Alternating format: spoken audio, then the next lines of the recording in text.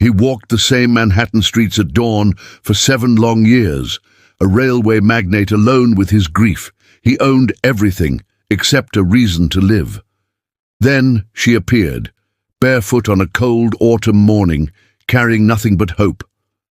What began as pity soon transformed into a love that would challenge an empire and destroy reputations. He was forced to choose between the world he built and the life he never thought he could have again.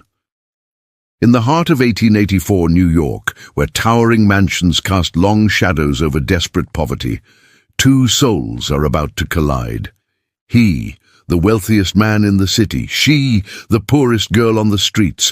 What happens when pride and desperation meet, when love becomes the only revolution that matters? Subscribe to our channel now and turn on notifications so you do not miss a single moment of this epic tale.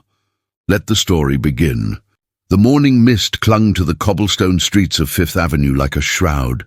Nathaniel Ashford moved through it as though he were part of the fog itself, translucent, present, yet somehow absent. His footsteps echoed with a hollow rhythm that had become as familiar to him as his own heartbeat. 7 years. 7 years since Eleanor had died. 7 years of the same route, the same solitary walk, the same empty mansion waiting for him at the end of each day. At 52 years old, Nathaniel commanded empires. The Ashford Railway Company stretched from New York to Chicago. He owned stocks in banks, factories, shipping companies, yet none of it meant anything, not anymore. His tailored coat, imported from London, hung perfectly on his broad shoulders. His walking stick, topped with ivory and gold, tapped rhythmically against the pavement, a sound that had become almost meditative. His silver hair, streaked with distinguished grey, caught the pale light of early morning. From a distance, he looked what he was, a man of consequence, a pillar of society. But those who knew him, and very few did any more, would have seen the hollowness behind his eyes, the way his jaw clenched when he passed couples holding hands, the almost imperceptible way his shoulders sagged as he walked past the park where Eleanor used to sit, reading her novels beneath the oak trees. His staff had stopped trying to join him on these walks. His business associates had stopped inviting him to dinners.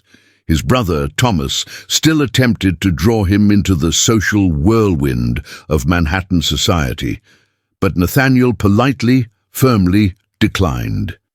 He had accepted invitations for 2 years after Eleanor's passing. He had tried to live as though the light still existed, but the effort had exhausted him, and now he preferred the silence of his own company and the anonymity of early morning streets. By 5:30, Nathaniel would be out the door, moving through the awakening city like a ghost haunting his own life. This particular October morning was no different from the hundreds that had preceded it. Nathaniel had completed 2 miles of his usual route. He had passed the corner where he used to purchase flowers for Eleanor. He had walked past the restaurant where they had celebrated their 20th anniversary.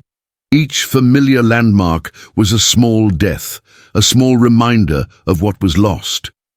Then, as he turned onto Lexington Avenue, everything changed. At first, he almost didn't see her. She was lying on the cold stone steps of a shuttered brownstone, curled against the door like a wounded animal. She was barefoot. Her dress, tattered, filthy with the grime of the streets, clung to her thin frame. Her hair, matted and dark, obscured her face. For a moment, Nathaniel thought she was dead. He stopped walking. His walking stick ceased its rhythmic tapping. Something stirred in him, something so foreign, so unexpected, that he almost didn't recognize it as human compassion. 7 years of walking these streets, and he had seen poverty, desperation, suffering. He had averted his eyes countless times. He had donated generously to charities, not from any genuine desire to help, but from the expected obligation of his station. But something about this girl made him stop. Perhaps it was the way her hand was curled, delicate despite its dirt, as though she had been holding something precious even in her sleep. Perhaps it was the faint rise and fall of her chest that proved she still lived. Perhaps it was simply that for the first time in 7 years, Nathaniel Ashford felt something besides grief. He crouched down, an action that required effort. His knees protested with age and disuse. "Young lady," he said, his voice rough from disuse, Are you alive?" Her eyes opened suddenly, wild with fear. She scrambled backward, her bare feet scraping against the cold stone. Don't hurt me," she cried out, her voice raw from screaming or thirst or both. "I have no intention of hurting you," Nathaniel said quietly. He remained crouched, keeping his movements slow and deliberate. "My name is Nathaniel Ashford. I live nearby. You cannot remain here. It is freezing. Where are your shoes? Where is your family?" The girl stared at him with suspicion and desperation warring in her eyes. They were green, a startling, vivid green, and they held an intelligence that belied her circumstances. She could not have been more than 22 or 23 years old, though hardship had added lines to her face that should not have been there at such a young age. "My shoes were stolen," she said finally, her voice steadier now. "My family. I have no family. I have been alone for longer than I can remember." Nathaniel felt something crack inside his chest, that carefully constructed wall he had built around his heart. "What is your name?" "Clara," she whispered. "Clara Merrick. I worked in the textile mill on 4th Avenue until there was an accident. I lost 2 fingers." She held up her left hand, and indeed the middle and ring fingers were gone, leaving only scarred stumps. "They said I was no longer suitable. They paid me nothing, said it was an act of God." He saw the defiance in her eyes, even as she spoke of her tragedy. There was no self-pity there, only a kind of resignation mixed with stubborn will. This girl, despite everything, had not surrendered to despair completely. "Come," he said, extending his hand. "You will catch your death out here." She hesitated, and he saw the calculation in her eyes, the assessment of danger versus the promise of warmth. In the end, desperation won. She took his hand, and he helped her to her feet. She stumbled, weak from hunger and cold, and he caught her. "I cannot pay you," she said immediately. "I have nothing if you think I will." "I expect nothing," he interrupted, and to his surprise, he meant it. "I'm offering you shelter and food, that is all. If you do not trust me, you are free to refuse." But she did not refuse. She could not refuse. And so Nathaniel Ashford, the widowed TYCOON who had walked alone for 7 years, returned to his mansion with a strange young woman at his side. Neither of them could have known that this chance meeting at dawn was the first crack in the carefully constructed prison of his grief. Neither of them could have anticipated the chain of events that would follow. The scandal, the transformation, the choice that would ultimately define them both. As they walked through the still dark streets, Clara's small, cold hand holding his arm, Nathaniel felt something he had not felt since Eleanor died, the faint, fragile stirring of hope. The servants of the Ashford mansion were accustomed to their master's eccentricities, but nothing could have prepared them for the sight that greeted them that morning. Nathaniel Ashford, the man who had not invited a single guest to his home in 7 years, returned from his solitary walk, accompanied by a bedraggled, barefoot girl, whose dress was barely holding together at the seams. "Prepare the guest room," Nathaniel commanded as he guided Clara through the imposing marble foyer. "Draw a bath, bring fresh clothes, and prepare breakfast, substantial, warm food." He turned to Clara with an expression that was almost gentle. "You will rest. You will eat. We will discuss your future once you have recovered." The head housekeeper, Mrs. Pemberton, a woman of 40 years who had served the Ashford family since before Eleanor's death, exchanged a meaningful glance with Henderson, the valet. In that glance was confusion, concern, and a faint glimmer of something that might have been hope. Perhaps the young master was finally returning to the world of the living. Clara was led upstairs by a chambermaid named Sophie, a girl not much older than she was. Sophie's eyes grew wide with shock when she saw Clara's missing fingers, the filth caked into her skin, the hollow desperation etched into every line of her face. But Sophie was well trained, and she said nothing. She simply began the work of restoration. The bath was hot, infused with rose salts that Clara had never experienced in her entire life. As she sank into the water, feeling the warmth penetrate bones that had forgotten what comfort was, she wept. Not from gratitude exactly, but from the overwhelming sensation of touching something she had thought was lost to her forever.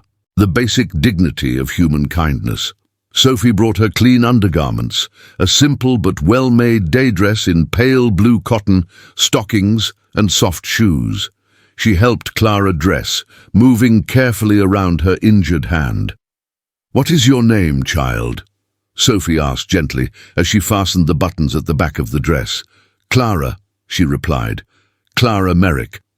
"I am Sophie. I work in this household." The girl paused, choosing her words carefully. "Mr. Ashford is a good man, though he has been sad for a very long time. My mother died when I was small, and I know the look of grief. He wears it like a second skin." Sophie met Clara's eyes in the mirror. "Be kind to him. Whatever he expects of you, be kind. He has endured much." Clara nodded, though she wondered what hardship a man of Nathaniel Ashford's station could possibly have endured. How could someone with so much wealth, power, position know anything of real suffering? Yet she kept these thoughts to herself. She was a guest in this house, dependent on his charity. She could not afford to judge him. When Clara came downstairs, she found Nathaniel waiting in the morning room. The sight of her, clean, clothed, with her dark hair brushed and arranged neatly, seemed to arrest him for a moment. He looked at her as though seeing her properly for the first time. "You have quite a different appearance when you are not covered in the filth of the streets," he said. There was no judgment in his tone, only observation. "I apologize for my earlier state," Clara said carefully. "I am grateful for all of this." She gestured around the opulent room, the fine furniture, the abundance of food set out on the sideboard. "There is no need to apologize. You were in distress." I responded. He paused, and she saw something flicker across his face, a question he was considering asking. "You said you worked in a textile mill. For how long?" Since I was 9 years old," Clara said. She moved to the sideboard and began filling a plate with careful restraint, not wanting to reveal just how hungry she was. "My parents, they both worked in the mills. My mother died of lung disease when I was 8. My father continued until he was crushed beneath a fallen loom. I was left alone. The mill owners allowed me to work because I was small, good for reaching into the machinery, for folding delicate fabrics." She paused, looking down at her injured hand. "That is, until this happened." Nathaniel listened without interrupting. She noticed that he did not eat, only watched her. It was unsettling, this attention, this focus entirely upon her. "How long have you been without shelter?" he asked finally. 2 months, Clara replied quietly. "I have survived on charity, on scraps from restaurants, on other methods I would prefer not to discuss." She saw his jaw tighten slightly, concern perhaps, or anger at the injustice of her circumstances. "You will remain here," he said. It was not a question or an offer. It was a statement of fact. "You will recover your strength. We will determine what you are capable of doing with that hand. There are positions available in this household if you are willing to work." Clara looked at him then, really looked at him. He was a handsome man, she realized, though grief had carved deep lines around his mouth and eyes. There was intelligence in his gaze, and something else, a loneliness so profound that it seemed to echo her own. "Why?" she asked simply. "Why would you do this for a stranger you found on the street?" For a long moment, he did not answer. He rose and moved to the window, looking out at the city beyond. "Because," he said finally, "I have been dead for 7 years, and you have reminded me that it is possible to still feel something besides pain." The confession hung in the air between them, raw and honest.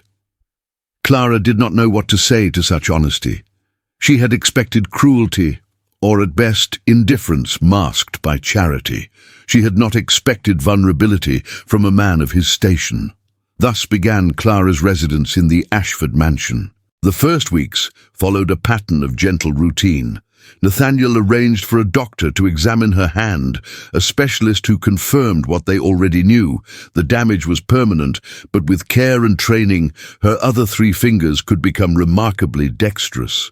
He established a small position for her in the household, nothing strenuous, something that allowed her to use her remaining hand while her body recovered from years of deprivation. But more significantly, Nathaniel began to emerge from the tomb of his grief. He took meals with Clara now, at first formal and distant, then gradually becoming more relaxed. He asked her questions about her life, her dreams, the things she had read. She had somehow maintained literacy despite everything, having found books discarded in alleys, reading them by candlelight. She, in turn, asked him questions about his business, his life before grief, the wife he had loved and lost. Eleanor had been accomplished, beautiful and devoted to her husband. She had died in childbirth, or rather, the fever that followed. Along with the infant daughter they had both anticipated, the tragedy had nearly destroyed him. He had considered ending his life in those first terrible months. It was only the obligations of his business empire that had kept him alive, a ghost moving through the motions of existence. "She would have liked you," Nathaniel said one afternoon as they sat in the library, Clara reading to him from a novel while he pretended to work on correspondence. Eleanor had a fierce love for those society had forgotten. She worked with orphanages. She fought the indifference of the wealthy with every breath she had. Clara lowered the book. Then she was remarkable. "She was," Nathaniel agreed, "and I have spent 7 years blaming God, blaming fate, blaming myself for not being able to save her." He looked at Clara. "But perhaps if she had lived, you and I would never have met. I wonder sometimes if that possibility would have been worth the sacrifice." The thought was clearly troubling to him, as though he was uncertain whether it was permissible to question such things, to suggest that perhaps some good had come from his devastation. As the weeks turned to months, something shifted in the household. The servants noticed it first, the way Mr. Ashford began to take meals in the dining room instead of the library, the way he smiled, actual genuine smiles, the way he had Clara brought to him not as a servant, but as a companion. They would sit together for hours, and while nothing improper occurred, the friendship between them became undeniable. It was this friendship that drew the attention of his brother, Thomas. Thomas Ashford was Nathaniel's junior by 4 years, but where Nathaniel had always been serious and driven, Thomas was charming and social. He frequented the best clubs, attended all the right parties, and was forever linked to some scandal or another. He had always resented Nathaniel's greater success, his inherited position as head of the family business. Thomas arrived at the mansion unannounced on a cold December afternoon, when Clara and Nathaniel were in the conservatory, examining a new shipment of orchids that had arrived from the tropics. "Nathaniel, Thomas stopped abruptly when he saw Clara, his eyes narrowed with interest. "Well, who is this?" Nathaniel's entire body had gone rigid. "Thomas, unexpected. To what do I owe the pleasure?" I was in the neighborhood and thought I would pay my respects to my dear brother, Thomas said smoothly, his gaze never leaving Clara.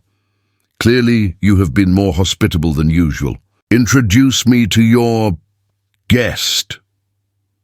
This is Clara Merrick, Nathaniel said coldly. She is a member of my household. Clara, this is my brother, Thomas. If Thomas noticed the tension, he chose to ignore it. He took Clara's hand, the right one, the one that was whole, and brought it to his lips in a gesture that was just barely appropriate. Enchanted, Miss Merrick. You are not a face I recognize from society. How mysterious. Miss Merrick came to us from difficult circumstances, Nathaniel said. I offered her shelter and employment. I trust this meets with your approval? Oh, absolutely, Thomas said, releasing Clara's hand reluctantly. In fact, I've always admired your charitable impulses, brother. So rare among men of our station. There was mockery beneath the flattery, though one might wonder at the propriety of a young, unmarried woman residing alone in your home. The gossip, you understand. Society can be so unforgiving. Nathaniel's face darkened. There is nothing improper in this arrangement. I am certain there is not, Thomas agreed. Still, appearances matter in our world. Surely you have noted the way people talk, the widow taking in a poor girl. People will assume the worst, I'm afraid. They always do. He smiled at Clara. No offense meant, Miss Merrick. I am sure you are entirely respectable. I have nothing to hide, Clara said quietly, and Mr. Ashford's kindness speaks for itself. Of course, Thomas said, though you must understand, a man of Nathaniel's position must be careful. His influence, his reputation, these are valuable assets. One would hate to see them compromised by innocent association with, well, with someone of your background. The cruelty was perfectly wrapped in polite society language, but it was cruelty nonetheless. Clara felt her cheeks burn, but she raised her chin. I am aware of my station, Mr. Ashford. I do not harbor any illusions about my place in the world. You must forgive my brother, Nathaniel said, his voice tight with barely controlled anger. He sometimes forgets that not everyone judges people by the circumstances of their birth. He turned to Thomas. I assume you did not come merely to deliver insults. What is it that you actually want? Thomas's smile widened, as though this display of protective anger had been exactly what he wanted to provoke. I came to tell you that the railroad consortium from Boston is arriving next week. I thought you might wish to prepare. They are bringing proposals that could be quite lucrative or quite dangerous, depending on how one views aggressive expansion. But I will not keep you from your occupation. He looked at Clara once more. A pleasure, Miss Merrick. I do hope we meet again. After Thomas left, Nathaniel stood very still for a long moment. Clara watched him, seeing the war playing out across his features, anger, worry, calculation. Your brother was warning you, Clara said finally, about what people will say. About me. I do not concern myself with the gossip of small minds, Nathaniel said sharply. But you should, Clara replied. She hated the words even as she spoke them. Your brother is right about one thing, your reputation, your influence. These are powerful things. I would not want to be the cause of their diminishment. Nathaniel turned to her, and she saw something in his eyes that frightened her slightly. An intensity, a determination. Clara, I have spent 7 years as a ghost. I have been respectable and proper and utterly, completely alone. I would rather spend one day truly alive with you than 100 years of acceptable isolation. Let them talk. Let the gossips of Manhattan do their worst. I will not ask you to leave. The passion in his voice was unlike anything she had heard from him before. Clara felt her heart quicken in a way that was not entirely related to fear or gratitude. But Nathaniel, she whispered, what about the railroad consortium? What about the business that requires your focus? I would not want to be a distraction from what matters. Then stay, he said simply, "and that way you will never be a distraction. You will be a part of what matters to me." It was not a proposal of marriage. It was not even an explicit declaration of love, but it was a declaration nonetheless, that she mattered to him, that her presence in his life was not charity, but choice. At this moment, as Nathaniel Ashford looks at Clara with the intensity of a man who has decided to risk everything, we must ask you, are you enjoying this story so far? If you are feeling the pull of this connection, the danger of their impossible love, then please press that like button now. Let us know that you are with them, that you believe in this love despite the world that will try to destroy it. Your support fuels stories like this one. In the days that followed, Nathaniel threw himself into preparing for the Boston Consortium meeting. But now he did so with Clara at his side, not as a servant, but as a partner in his thinking. He found that she had a keen mind for business, an understanding of ethics and human nature that provided counterbalance to his aggressive pursuit of profit. "This expansion into coal mining," she said one evening as they reviewed the consortium's proposals, "it will require thousands of workers. What provisions are being made for their safety, for the inevitable accidents?" Nathaniel looked at her with something between frustration and admiration. "You think like Eleanor," he said. "She would have asked the same question. Profit means nothing if it is built on the suffering of those with no power to resist." "I think like someone who has worked in dangerous conditions," Clara corrected gently. "I have seen what happens when companies value production above human life. I have lost fingers and known people who lost everything." This question, the moral dimension of his business, had never truly weighed on him before. He had built his empire on the accepted practices of his class, but Clara's perspective, born from lived experience, opened something in him. It made him reconsider everything. When the Boston Consortium arrived, Nathaniel shocked them all by proposing changes to the coal mining operations, safety improvements, worker compensation, better wages. The consortium members exchanged glances that clearly indicated they thought he had gone mad. In a way, perhaps he had. But it was a madness born of awakening, of suddenly seeing the human cost of his ambitions. That night, after the meetings concluded, Thomas confronted him in his study.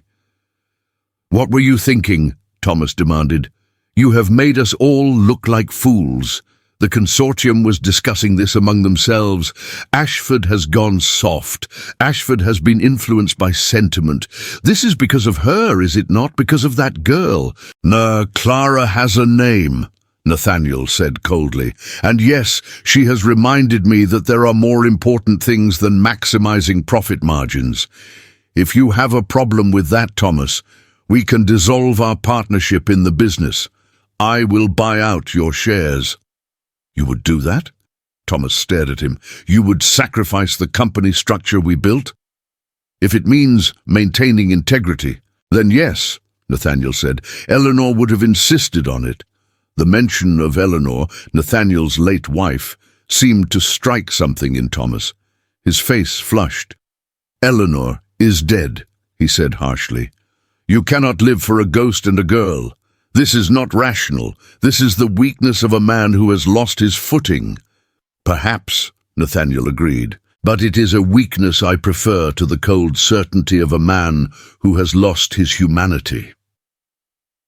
Thomas left the study, slamming the door behind him, but he did not leave the mansion.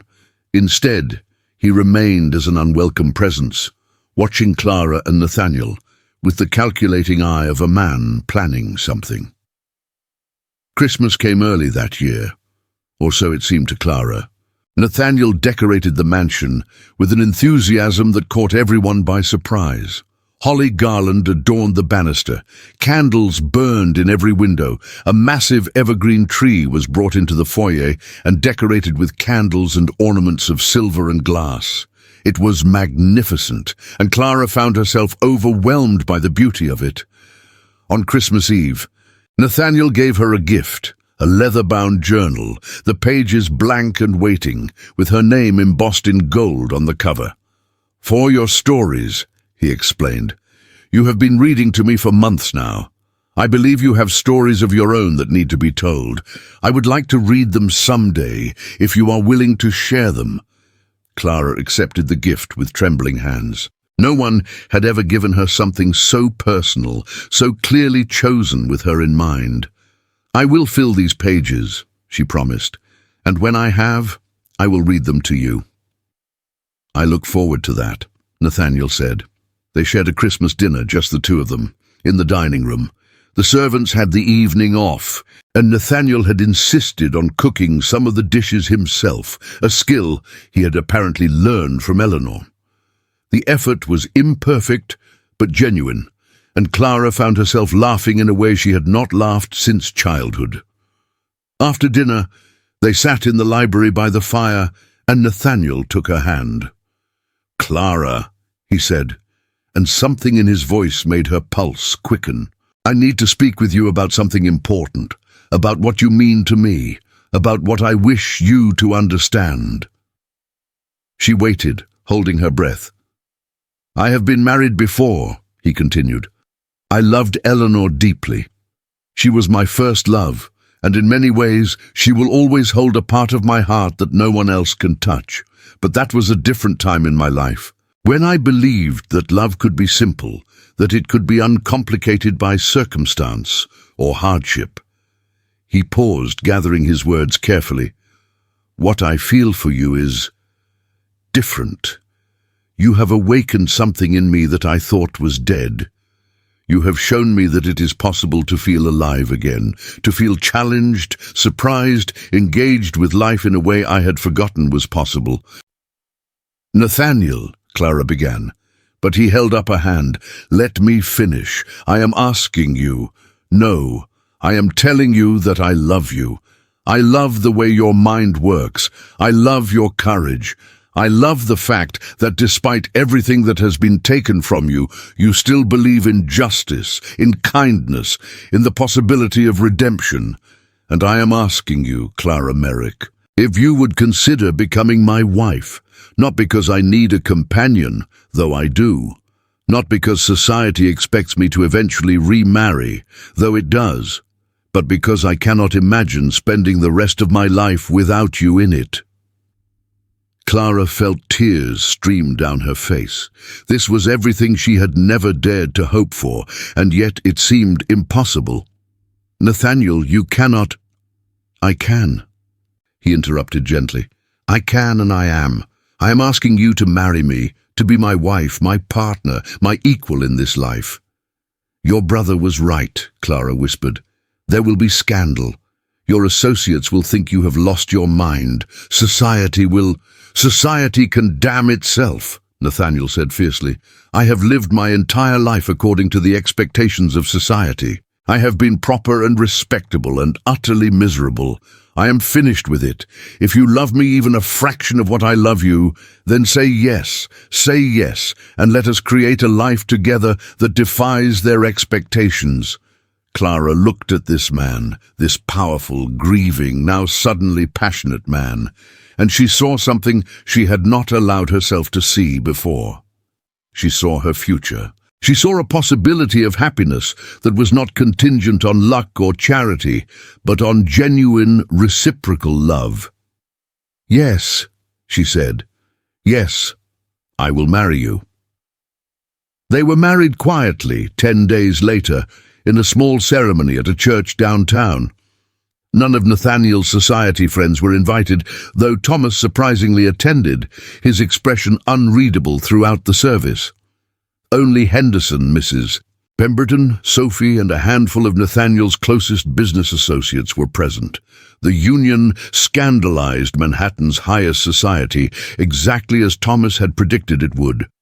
Whispers followed them through the streets.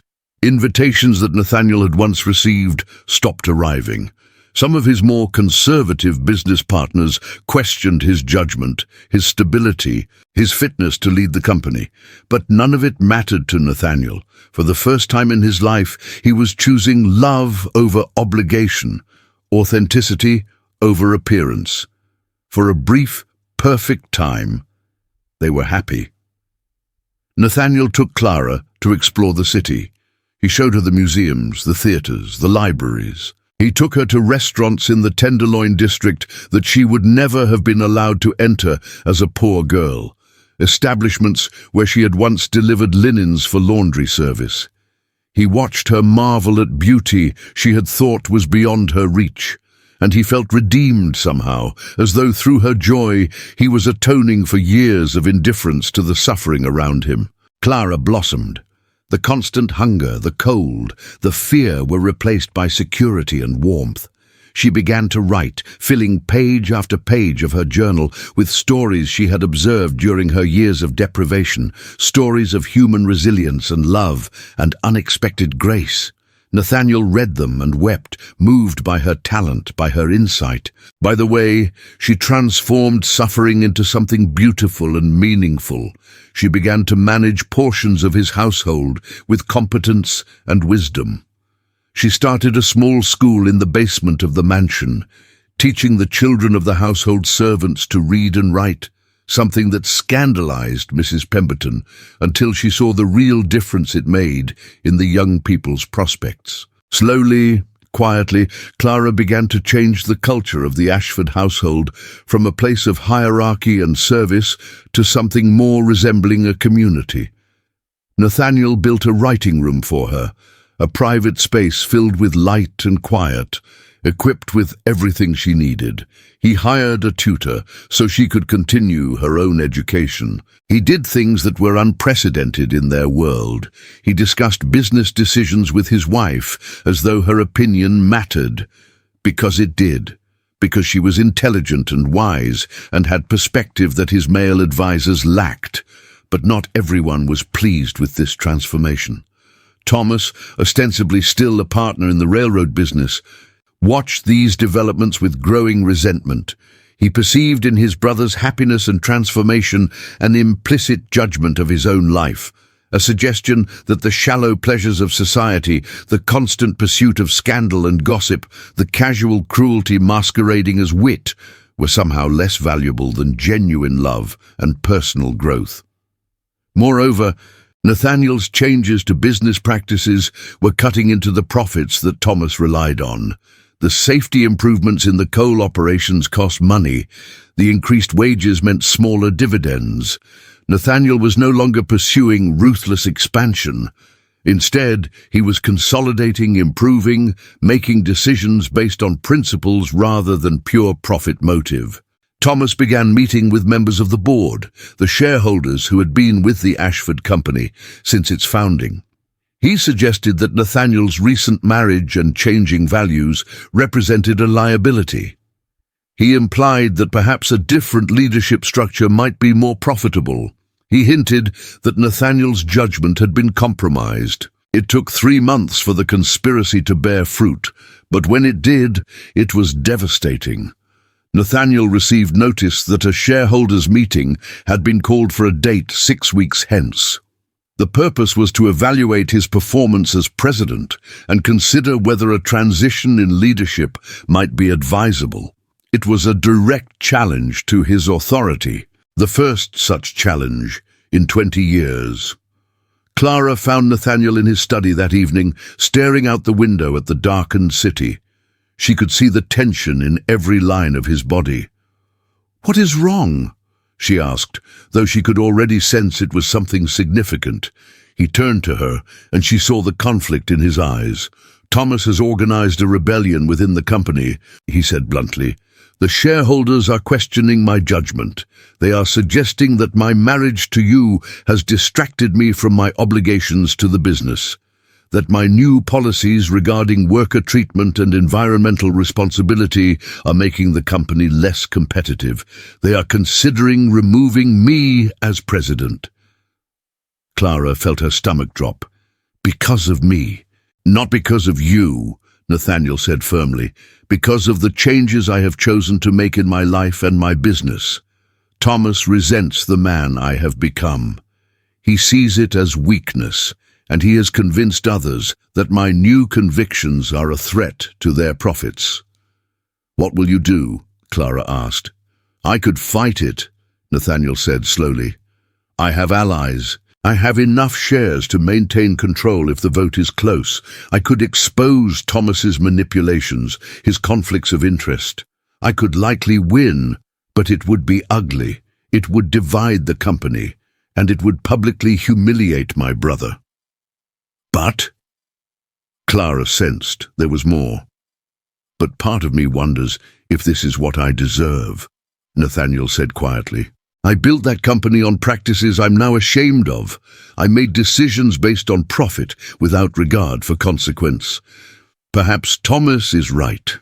Perhaps my judgment has been corrupted by sentiment and love. Clara moved to him and took both his hands in hers. Nathaniel, listen to me. You have not changed your judgment. You have evolved it. You have added perspective, wisdom, morality to decisions that were previously driven solely by ambition. That is not corruption. That is growth. That is becoming a better version of yourself. The shareholders do not see it that way. Then make them see it, Clara said. You are a skilled negotiator, a powerful speaker. These men respect you because you have always delivered results. Show them that you can deliver results and maintain ethical standards. Prove to them that growth and conscience are not incompatible with success. But even as she spoke the words, Clara could see doubt in his eyes, and she understood then, with sudden clarity, that this was a test, not just of Nathaniel's resolve, but of their love. If his position was threatened, if his status was diminished, would he regret marrying her? Would he come to see her as the catalyst for his downfall? At this moment, as Nathaniel faces the greatest challenge to his authority and his marriage faces its first real test, you must ask yourself, do you believe that love can survive when everything else is threatened? Do you believe that Nathaniel will stand by Clara, or will pressure from society force him to make a terrible choice? Press like now to show your support for their love, to tell Nathaniel that you believe he can overcome this obstacle. Tell us in the comments. What do you think he should do? The weeks leading up to the shareholders' meeting were intense. Nathaniel met privately with key board members, presenting the case for his new business model. He showed them documents detailing how companies with better labor practices actually retained their workers longer, reducing training costs and increasing productivity. He demonstrated that environmental responsibility could lead to better relationships with local governments, reducing regulatory obstacles and fines. Some were persuaded. Others remained unmoved by anything other than the bottom line. Clara supported him through it all, but she was aware of a new tension in their relationship. When Nathaniel was particularly stressed, she sensed him watching her carefully, as though assessing whether she was worth the fight he was about to wage. Once she overheard him speaking with Henderson in the study. I may lose the company, Nathaniel had said, and if I do, we will no longer have the resources we currently enjoy. Clara will be the wife of a man of moderate means, not a tycoon. I wonder if she will resent me for that. Clara had felt her heart break slightly at hearing those words. Not because the financial loss troubled her, she had grown up with nothing and could adjust to less, but because Nathaniel still did not fully trust her love. He was still treating it as conditional, contingent on external circumstances. She had made herself known then, stepping into the doorway. Nathaniel, I would follow you to poverty if it meant staying with you, she had said simply. My love for you is not dependent on your wealth. He had looked at her with something like anguish. You say that now, but when the reality sets in, when you must give up the comforts you have grown accustomed to. I grew accustomed to nothing, Clara had said fiercely. I came to you barefoot and desperate. I will not miss what I never had. The night before the shareholders' meeting, Clara could not sleep.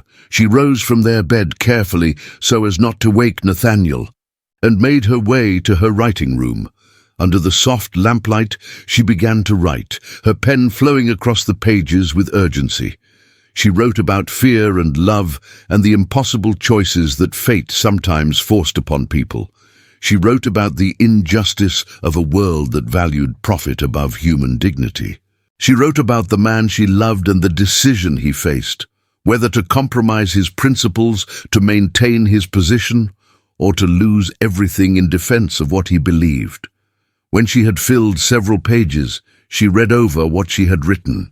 It was honest, raw, and completely unsuitable for public consumption. It was also completely true.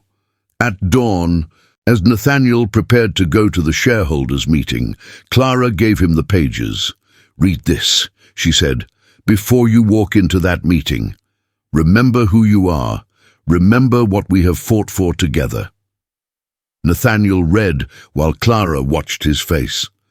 She saw the moment when something shifted in him, saw him square his shoulders, saw the determination return to his eyes. "I know what I need to do," he said finally. The shareholders' meeting was held in the grand boardroom of the Ashford offices on Wall Street. The room was dominated by a long mahogany table, around which sat 15 men, some allies, some neutral, and 3 who were openly hostile. Thomas sat at the head of the table in a position that was not rightfully his. Nathaniel entered with a calm demeanor, though Clara could sense the tension beneath his composure. She had not been allowed to attend. Such meetings were not for women, proper society dictated. But she waited in a tea room down the hall, her hands clenched in her lap, her heart racing. Inside the boardroom, Thomas began immediately, before Nathaniel could even take his seat.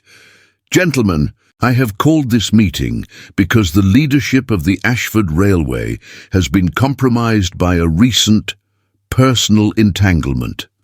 My brother, in his grief and loneliness, has married a woman of questionable background, and her influence has led him to make business decisions that are detrimental to our collective interests. I propose that we vote to remove him as president and establish a new leadership structure that will prioritize shareholder returns." The men around the table murmured among themselves. Nathaniel remained standing, not moving toward his usual seat at the head of the table. "Gentlemen," he said, his voice calm and clear, "my brother has made some valid points, though I would dispute the framing. I have indeed changed certain practices within our company. I have prioritized worker safety over maximum profit extraction. I have implemented environmental protections that increase our operating costs. And I have done so deliberately, based on a moral calculus that takes into account factors beyond quarterly earnings." He began to walk around the table as he spoke, not in an agitated manner, but with purpose and presence. "For 20 years, we have built this company on practices that I now recognize as exploitative. We have externalized costs onto workers and communities. We have measured success solely in financial terms. And while this has been profitable, I would argue that it has been at the cost of our integrity as men of business and as human beings." He paused. "But more importantly, I would argue that the path I am proposing is not actually less profitable long-term. It is simply profitable in different ways." He pulled out documents, studies, reports, financial projections. He showed how companies with better labor practices experience lower turnover and higher productivity. He showed how environmental responsibility led to better government relationships and reduced regulatory fines. He showed how the enhanced reputation of a responsible corporation attracted better talent and more reliable business partners. "Gentlemen," he concluded, "I'm asking you to trust that my changes to this company represent not a dilution of business acumen, but an evolution of it. I am asking you to vote your conscience as well as your pocketbook, and if you choose to remove me, then I will step aside. But I want to be clear about what this company will become under new leadership. It will maximize profit, and it will do so at the cost of any moral consideration whatsoever." The men exchanged looks. Nathaniel could see calculation in their eyes. They were weighing not just immediate financial benefit, but their own reputations, their own standings in the community. The tide seemed to be turning. Then Thomas stood. "You speak eloquently, brother. But words are not earnings, and I wonder whether the men in this room are willing to sacrifice returns based on your recent enthusiasm for moral philosophy." He turned to the other board members. "I move that we vote immediately, all in favor of removing Nathaniel Ashford as president and establishing a committee to find new leadership." There was silence. Then one hand rose, then another. Nathaniel watched as 3 hands went up, his 3 known opponents, but the rest of the table remained still. "The motion fails," said Mr. Caldwell, the oldest member of the board, and its official secretary. "With only 3 votes in favor, there is not sufficient consensus to remove the president." Thomas's face flushed with anger. "I demand a full vote," he said coldly. "A full vote has occurred," Caldwell replied calmly. 12 members remain in support of Nathaniel Ashford's leadership. The matter is settled. Nathaniel felt relief wash through him, but it was tempered by the knowledge of what had been accomplished and what it meant. He had won the battle, but he had lost his brother in the process. He could see it in Thomas's face, the resentment, the anger, the determination to cause damage even in defeat. As the meeting concluded and the men filed out, Nathaniel felt a hand on his shoulder. It was Mr. Caldwell, the oldest board member, a man who had known Nathaniel since childhood. "You made the right choice, my boy," Caldwell said quietly. "My wife knew Eleanor. She was a woman of conscience, and she would have been proud of you." He paused. "Your brother will not forgive you for this. You should prepare yourself for that reality." But Nathaniel's thoughts were already elsewhere, already with Clara. He left the boardroom and made his way downstairs to where she waited. She rose the moment he appeared, her eyes searching his face. "What happened?" "I won," he said simply. "The shareholders voted in my favor. I am still president." Clara embraced him, and Nathaniel held her tight, feeling the relief of having passed through the fire and emerged intact. But even in that moment of triumph, he felt a shadow. Thomas would not accept this defeat gracefully.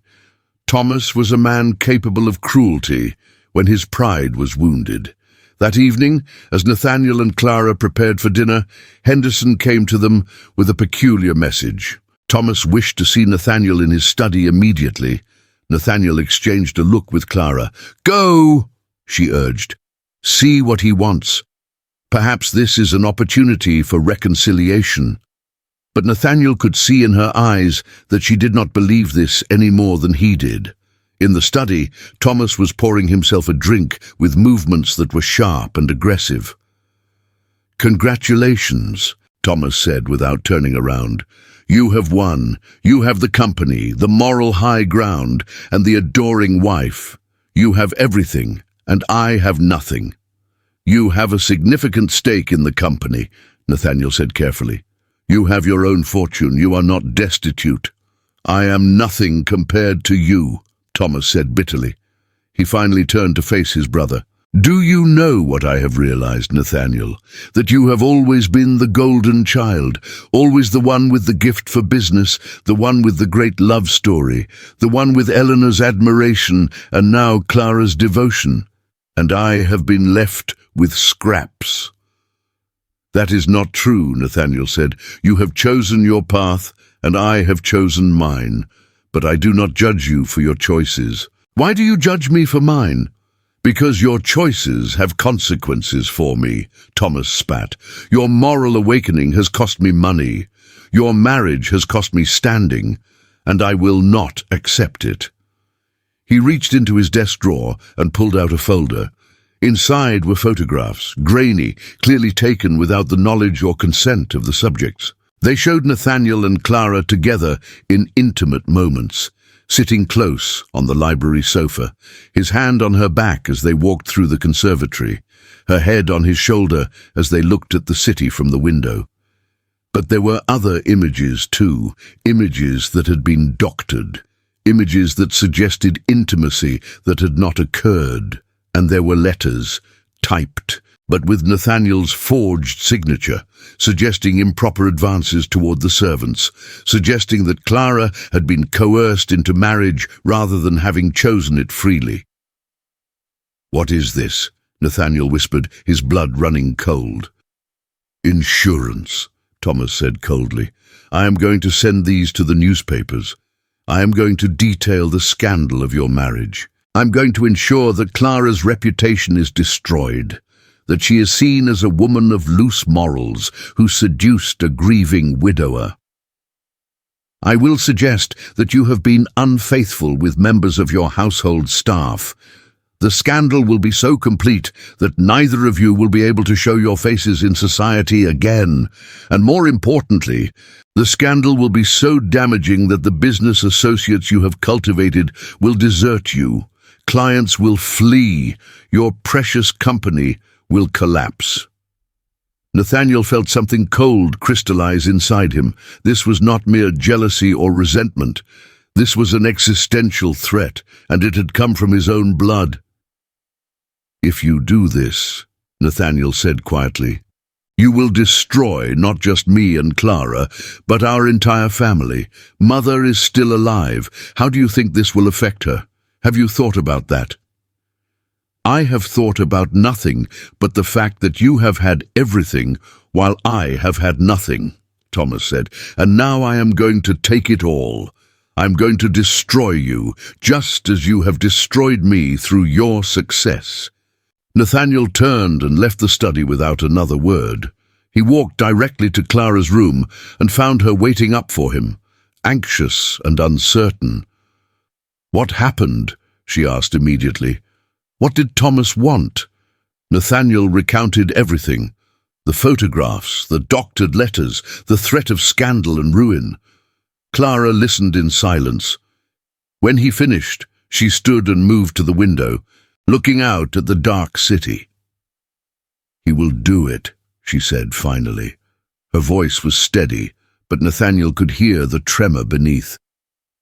"He will publish these. It does not matter what we say or do. Once something like this is in the newspapers, it is impossible to fully refute. We will be ruined. Your business will collapse. Your reputation will be destroyed." "Yes," Nathaniel said quietly. "That is what he intends." Clara turned back to face him. "There is one way to minimize the damage," she said. "If you deny any romantic involvement, if you claim that I was merely a charity case that you took in, that anything intimate was entirely my doing without your knowledge or consent, then perhaps the blame can be placed entirely on me. Perhaps you can salvage your business, your position." "No," Nathaniel said immediately. "Absolutely not. I will not abandon you, Clara. I will not—" "Listen to me," she interrupted. "If you fight him, if you insist that our marriage is real and our love is genuine, then you will both go down. Your business will fail. Your reputation will be destroyed. Your mother will be humiliated, and I will be erased, made into nothing but a cautionary tale about the dangers of poor girls who seduce wealthy men." She moved closer to him. "But if you deny me now, if you claim to be the victim of my manipulation, then you survive. The company survives. Your mother is protected." "I cannot lose you," Nathaniel said desperately. "I have already lost so much. I cannot lose you." "You are not losing me," Clara said gently. "You are saving yourself so that you can save me later, in a different way. After time has passed, after the scandal fades, we can find each other again. But not now. Now you must protect what is most important." "You are what is most important," Nathaniel said. "No," Clara said with a sad smile. "The truth of what you have become is most important. The evolution you have undergone, the person you have become through our time together, that must survive, Nathaniel. That is what matters." They held each other through the night, knowing that what they were discussing was the unraveling of everything they had built, and as dawn approached, they made their terrible choice. Tell us now, do you believe that love can survive separation if it is rooted in genuine connection and moral alignment? Do you believe that Nathaniel will find a way back to Clara, or is this the end of their story? Comment below with your thoughts, your hopes for their future. And please, like this video if you believe that true love is worth fighting for, even if that fight requires sacrifice and terrible choices. The scandal broke on a Tuesday morning in February. The photographs appeared in the sensationalist papers first, accompanied by wild speculation about the nature of the relationship between Nathaniel Ashford and Clara Merrick. By Wednesday, the more respectable newspapers had picked up the story, though they reported it with more discretion and less explicit insinuation. By Thursday, Nathaniel had made his public statement. He claimed that Clara had misrepresented her situation to him. He said that her stories of deprivation had been exaggerated, that she had deliberately cultivated a romantic relationship with him for the purposes of securing his wealth and position. He expressed regret and shame for allowing himself to be manipulated by a young woman's deceptions. He announced that he was filing for an annulment of the marriage on grounds of fraud. The newspapers had a field day. The story was perfect for them. A wealthy man victimized by a cunning, beautiful young woman. Clara Merrick became a symbol of the dangers of misplaced charity, of the way that the poor prey upon the guilt of the wealthy, and Clara, devastated but resolved, bore it all with dignity. She had left the Ashford mansion the day after making her agreement with Nathaniel. She had taken nothing with her except her journal, her dress, and the small amount of money that Nathaniel had quietly given her.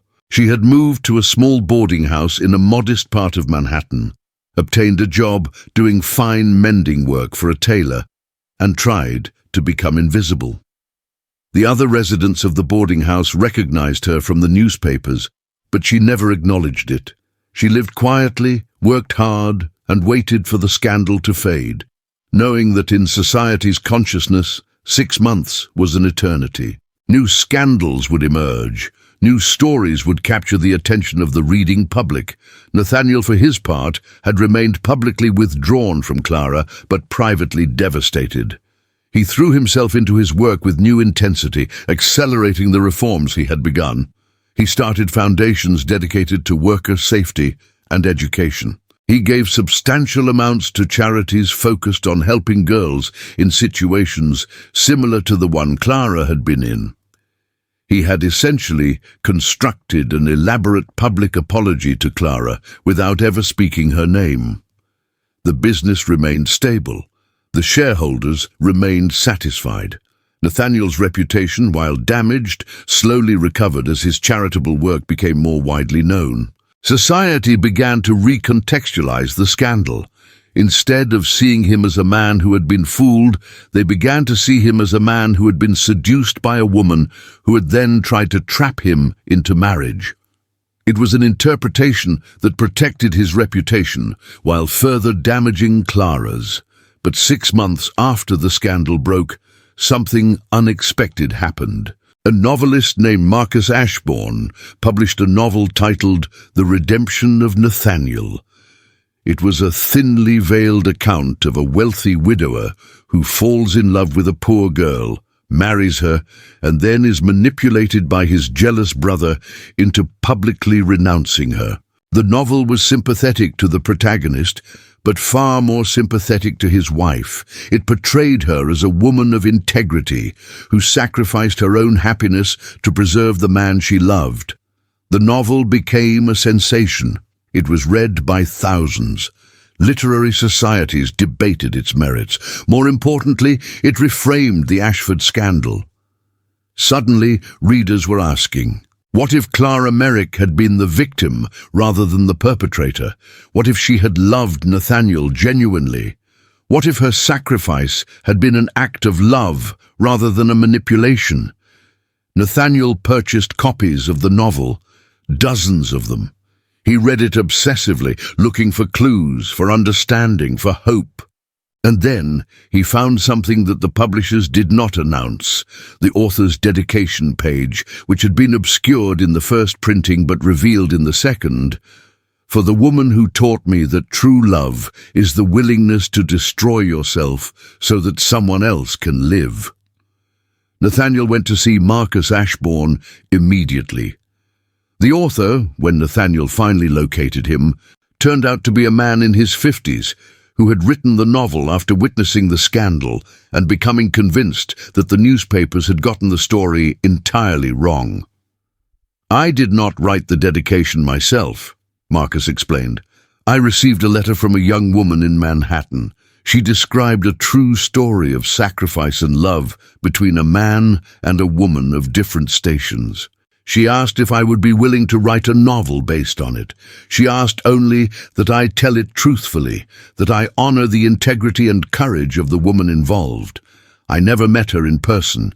She signed the letter only C, but the story she told me, it was too powerful to ignore."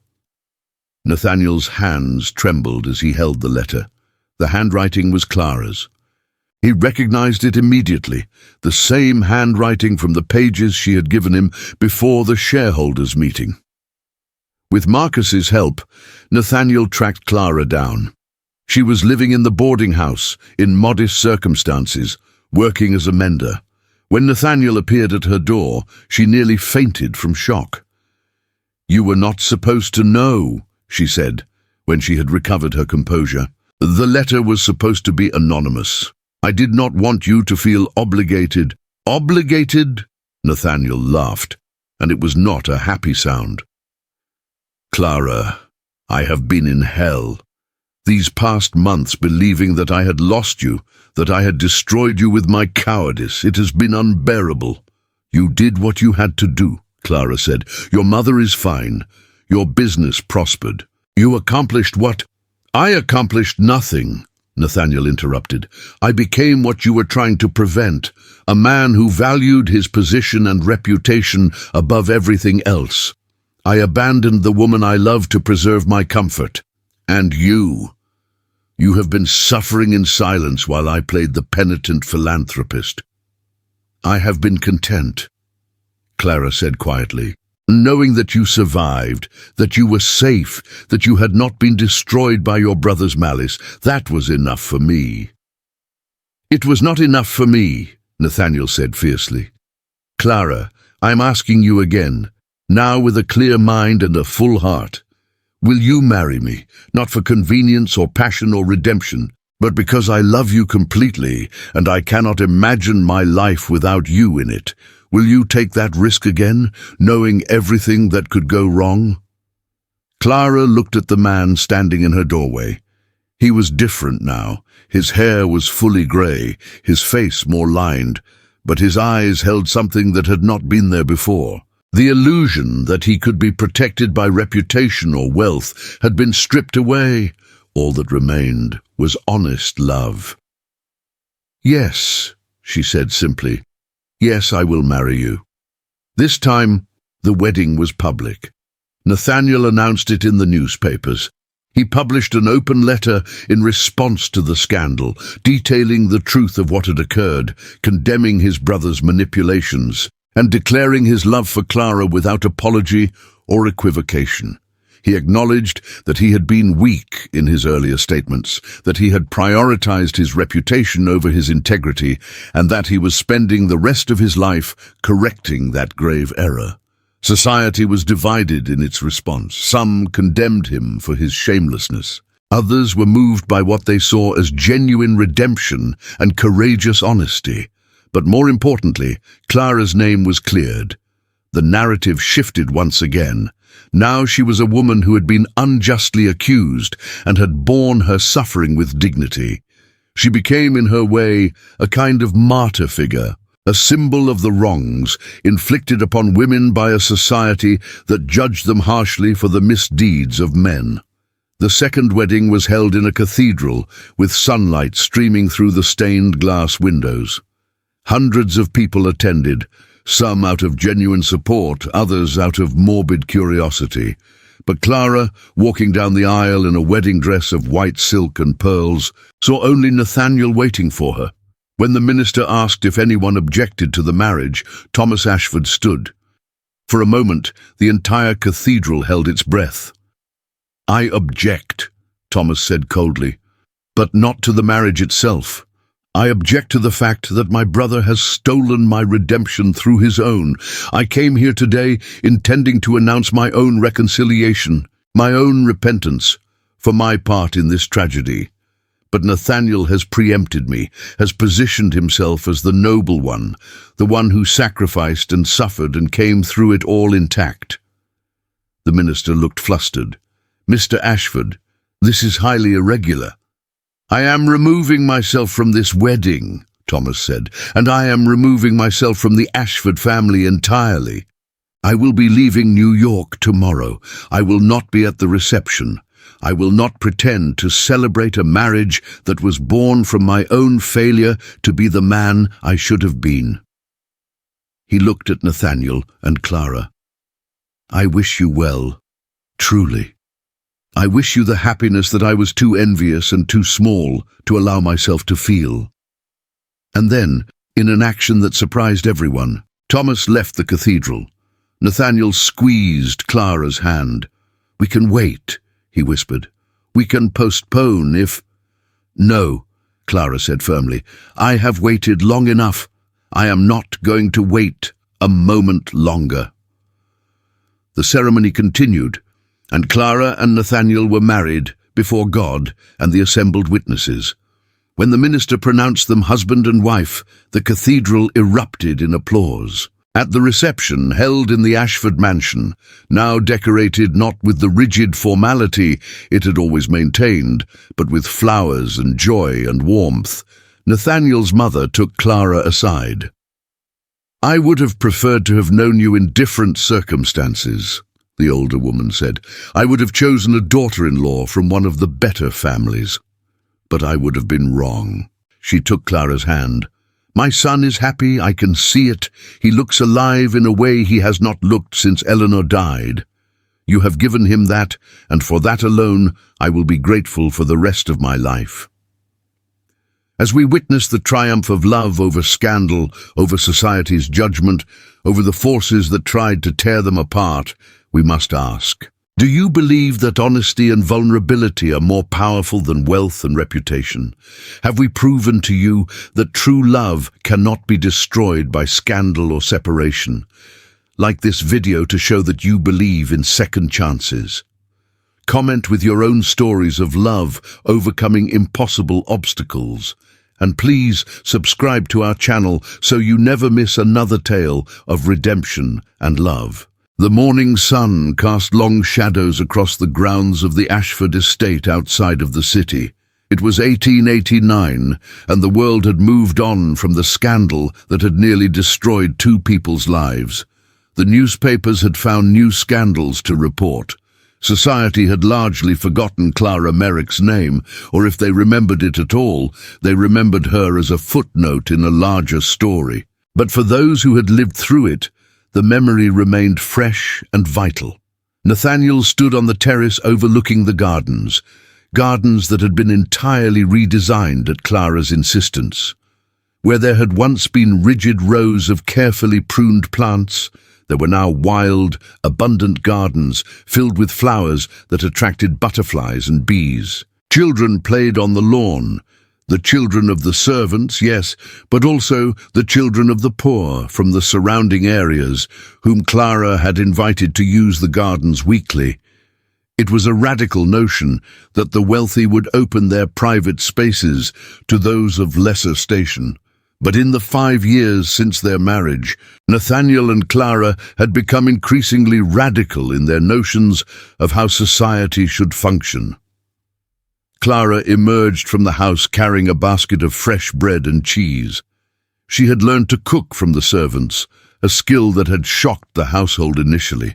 Now it was merely one of the things she was known to do. She participated in the running of the household, not as a lady who directed servants, but as a member of the community that made it function. Her hand was still scarred from the loss of her fingers, but she had learned to work beautifully with what remained. She wrote now, several published pieces in magazines and newspapers, all under a pseudonym, all focused on the conditions of working people, the need for safety regulations and fair wages, the humanity of those dismissed by society as lesser. "The school expansion is complete," Clara said, settling herself beside Nathaniel with a contented sigh. "We now have 3 rooms instead of 1. We can accommodate 40 children instead of 15. "And the Board of Education?" Nathaniel asked. He had learned to trust Clara's assessments of such matters. Her judgment was sound, her priorities moral, her vision clear. "They have officially recognized us as a legitimate institution," Clara reported. "We can now hire trained teachers. The children will have access to proper educational materials." She paused. "Nathaniel, do you ever regret it? The scandal, the loss of reputation, the way society turned against us?" Nathaniel considered the question seriously. 5 years had given him perspective. He looked out at the gardens, where poor children played alongside the children of servants, where all of them had equal access to beauty and space and safety. "No," he said finally. "The scandal destroyed a version of me that needed to be destroyed. It revealed that my reputation was built on foundations that could not bear honest examination. The loss was necessary." "Thomas still writes to me occasionally," Clara said. "He is in California now, apparently doing quite well in shipping enterprises there. He seems content, different from the man he was." "People can change," Nathaniel said. "We have both learned that. We have both been changed by what we experienced." Clara reached for Nathaniel's hand, his right hand. His whole hand, which took her left hand, scarred and incomplete, and held it as though it were infinitely precious. They sat in silence for a time, watching the children play.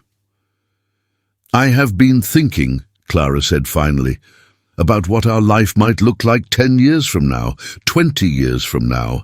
I wonder if we might expand the school further, if we might use your resources to open similar institutions in other cities, if we might, in our small way, help to transform what society values."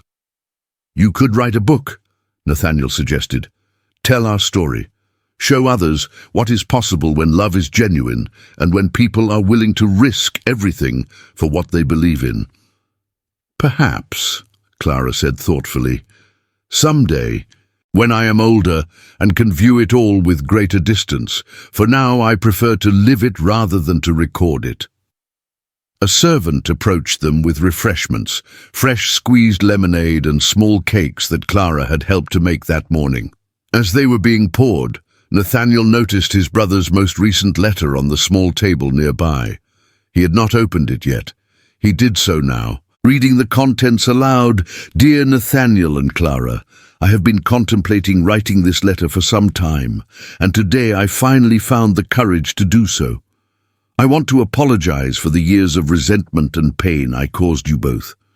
My jealousy and my wounded pride led me to commit an act of cruelty that I have regretted every day since. But more than an apology, I want to tell you that I have come to understand something that I did not understand before. Love, real love, is not something that can be destroyed by scandal or separation or the opinions of society. Love is the only force powerful enough to transform both the person who gives it and the person who receives it. I have attempted in my way to find that kind of love. I have not been successful, but I continue to seek it.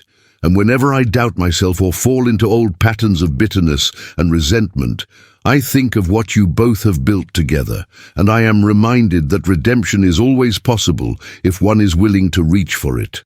I am writing to you from California, where I am building a new life. I have no expectation of forgiveness, but I wanted you to know that I am grateful for the example you have both set, with sincere affection and respect. When Nathaniel finished reading, he saw that Clara had tears on her cheeks. "Your brother is a good man," she said quietly. "He just had to suffer before he could understand that." "We all had to suffer," Nathaniel replied. "That is perhaps the greatest tragedy of the human condition, that sometimes we must be broken before we can be made whole."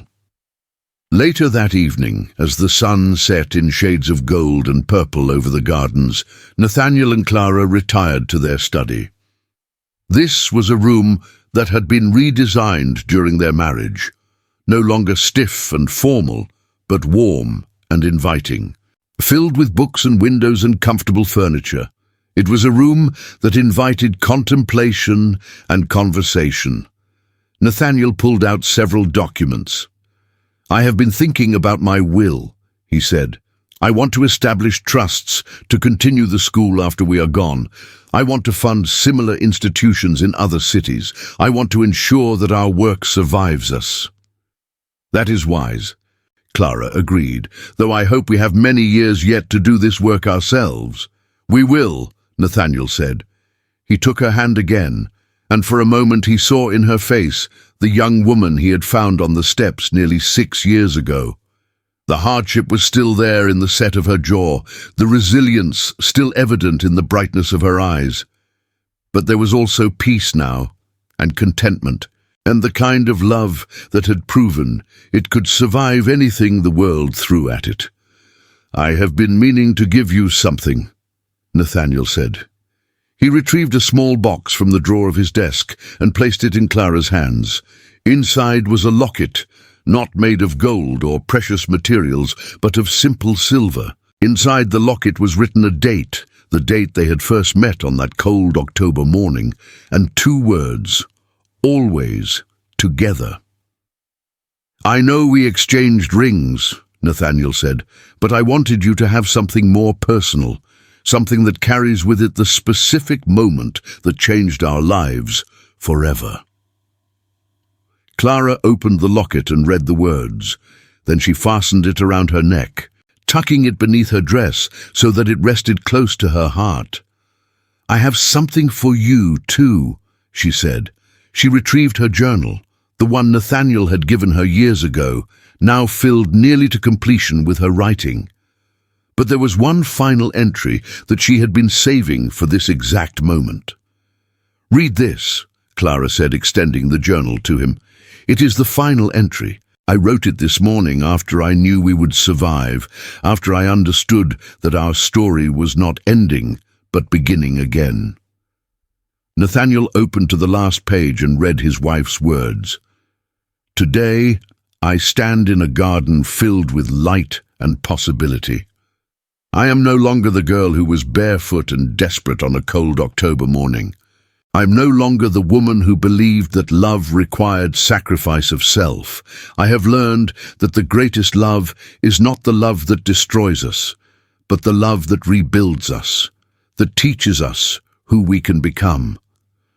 I have learned that redemption is not found in the judgment of society, but in the honest assessment of our own hearts. I have learned that a man of wealth and power can choose to use his resources for genuine good, and I have learned that a woman without position or family can become someone's equal partner, can contribute wisdom and perspective that changes the very foundations of how a man understands the world. To anyone reading this who has been told that they are less than, that they do not deserve love or happiness or respect, you are worthy. You are worthy of the best that life can offer. And if you find someone willing to stand beside you, willing to fight for you, willing to remake themselves so that they can be worthy of you, hold that person close, because that kind of love is rarer than diamonds, rarer than gold, rarer than anything the world values. Nathaniel Ashford saved my life, but I also saved his. We saved each other, and in doing so we discovered that salvation is not something we achieve alone. It is something we achieve together, when we are brave enough to be vulnerable, when we are willing to risk everything for what we believe in. This is my testimony. This is my truth. And this is my hope, that somewhere, someone will read this and believe that they too can transform their life through love." When Nathaniel finished reading, he held the journal to his chest as though it contained something infinitely precious. In a way, it did. It contained the distilled wisdom of a woman who had suffered and survived, who had loved and been loved, who had changed not just one man but an entire household, an entire community. "We should publish this," he said finally. "With your permission, we should share these words with the world." "Not yet," Clara said. "Someday, perhaps, when we are both old and the pain has become history rather than memory. But for now, I want to keep this private. I want it to be something that belongs only to us and to those closest to us." Nathaniel nodded, understanding her need for privacy, her desire to process their experience before opening it to public scrutiny. That night, they made love with a tenderness that spoke of deep gratitude and profound respect. It was not the passionate intensity of new romance, but something deeper, the physical expression of two souls who had chosen each other, had fought for each other, had been tested by fire and emerged stronger. As they lay together in the darkness, Clara whispered, "Do you think we will always be this happy?" "I think," Nathaniel replied carefully, "that happiness is not the absence of difficulty. I think it is the presence of meaning, and our life has meaning in a way that my life never had before. So, yes, I believe we will be happy, not without struggle or sorrow, but with the profound satisfaction of knowing that our struggles serve something greater than ourselves." The following months and years saw the continuation of their work. The school expanded. Nathaniel established a scholarship fund for poor children to attend university. Clara wrote essays and spoke at women's advocacy meetings, though always with careful attention to maintaining her dignity and her safety. They became known quietly as forces for progressive change in a society that was only beginning to question its most fundamental inequalities. They adopted 3 children, orphans who had reminded them of their own early circumstances. They raised these children not as servants, but as family, providing them with education and opportunity and the absolute certainty of being loved unconditionally. Nathaniel's business continued to thrive, not because he pursued profit ruthlessly, but because ethical practices and genuine concern for workers actually did lead to better long-term results. His example inspired other industrialists to reconsider their own practices. Slowly, incrementally, standards improved. Clara gave birth to 2 children of her own, a daughter and a son, both of whom grew up in a household where their mother's intelligence was valued and their father's humility was evident. These children grew up understanding that love was a choice, that character mattered more than station, that the greatest achievement was not wealth but integrity. And through it all, Nathaniel and Clara remained rooted in the understanding that their love had been forged in fire, tested by betrayal and scandal and separation, and had emerged not just intact, but transformed into something even more beautiful and resilient. The year was 1904, and Manhattan had transformed once again. Electric lights now illuminated the streets where Nathaniel used to walk in darkness. Automobiles competed with horses for space on the avenues. The world that Nathaniel and Clara had known in their youth was rapidly becoming obsolete, replaced by something newer and faster and more complex. But in many ways, the world remained unchanged. Poverty persisted, inequality endured. The wealthy continued to dominate the poor, though perhaps very slightly, with somewhat less complete indifference than before. Nathaniel was now 72 years old. His hair had turned completely white, and his face bore the lines of a life fully lived. Clara was 57, her beauty now residing in the wisdom of her eyes and the grace with which she moved through the world. They stood together in the main hall of the Ashford Institute for Worker Education and Safety, an institution that had grown from that small basement classroom into a full university dedicated to training workers in their rights, in new technologies, in the skills that would allow them to negotiate better for themselves in an increasingly industrial world. The building was filled with people. Students, teachers, supporters of the school, people from all walks of life. Among them was Thomas Ashford, who had returned to New York several years earlier. He had never married, had built his own fortune in shipping, and had become one of the school's most generous donors.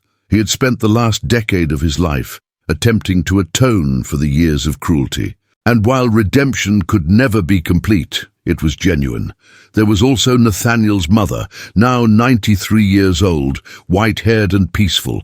She had lived to see her son transform himself, to see her daughter-in-law establish herself as a woman of genuine influence and wisdom, to see her great-grandchildren grow into people of character and compassion. And there were the thousands of people whose lives had been changed by the school.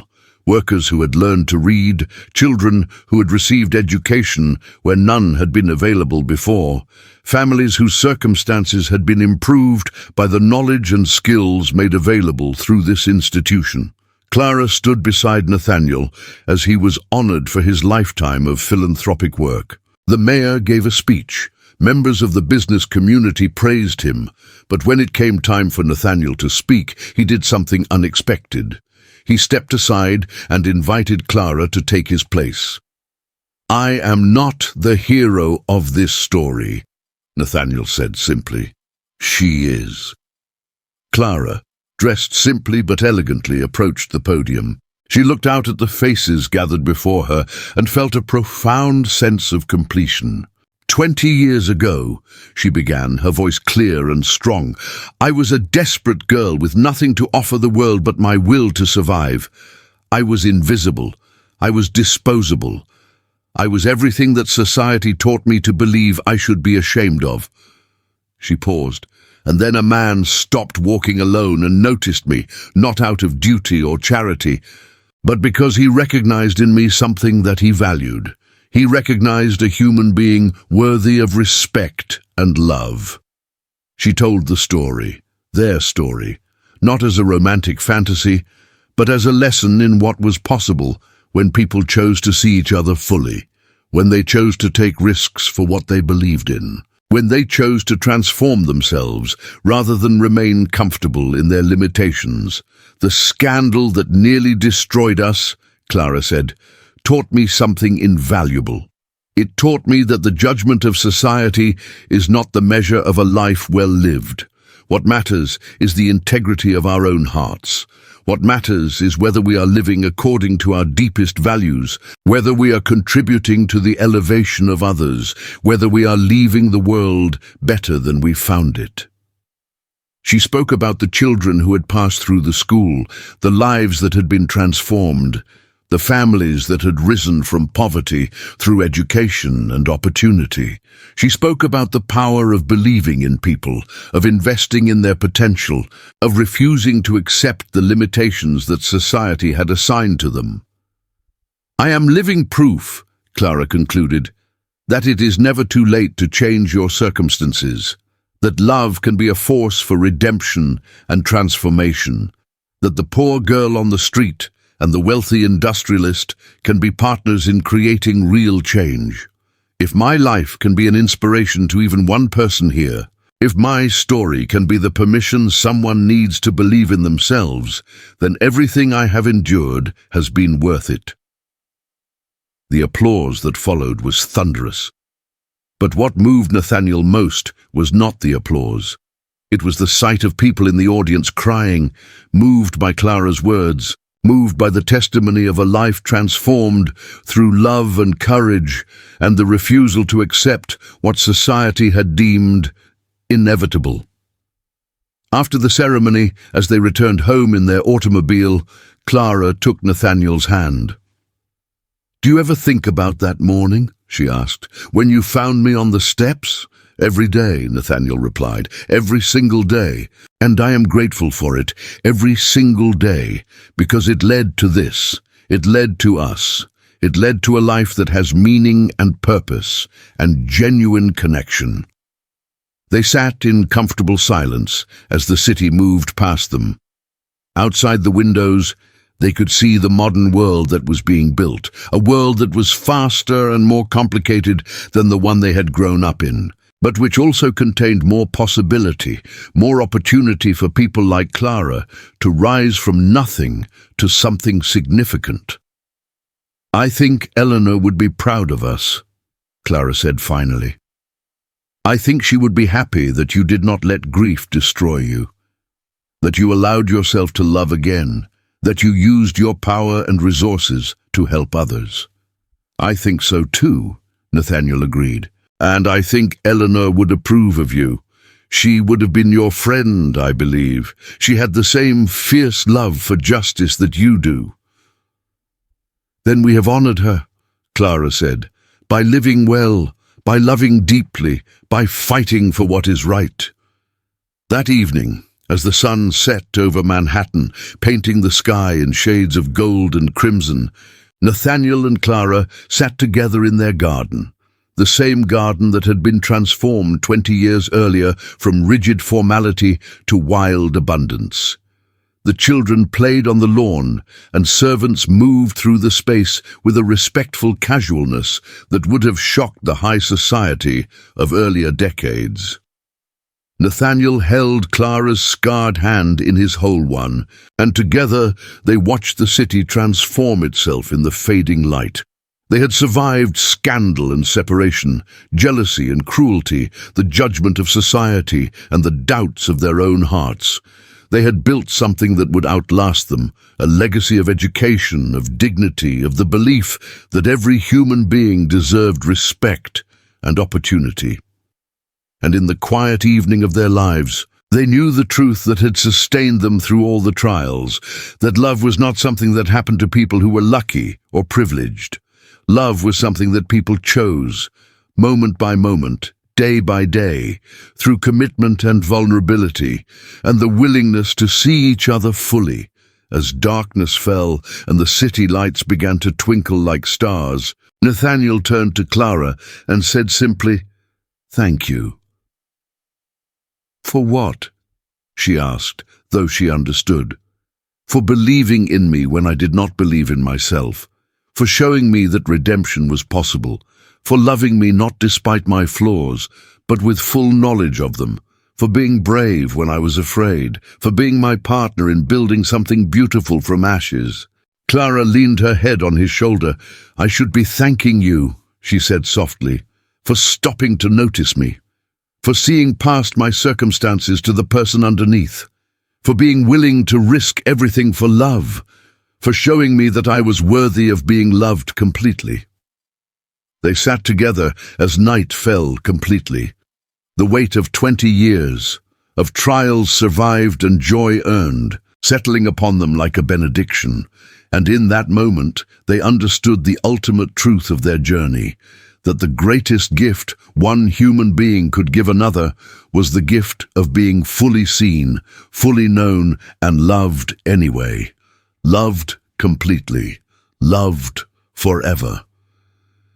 Thank you for staying with Nathaniel and Clara through their entire journey. From that first morning on the cold street to this peaceful evening in their garden, they have shown us that love, real love, is not a luxury reserved for those of privilege. It is a choice available to anyone brave enough to reach for it. Like this video, if you believe in the power of second chances. Subscribe to our channel for more stories of transformation and redemption. And in the comments, tell us your own stories of love overcoming impossible odds. Share your truth with our community.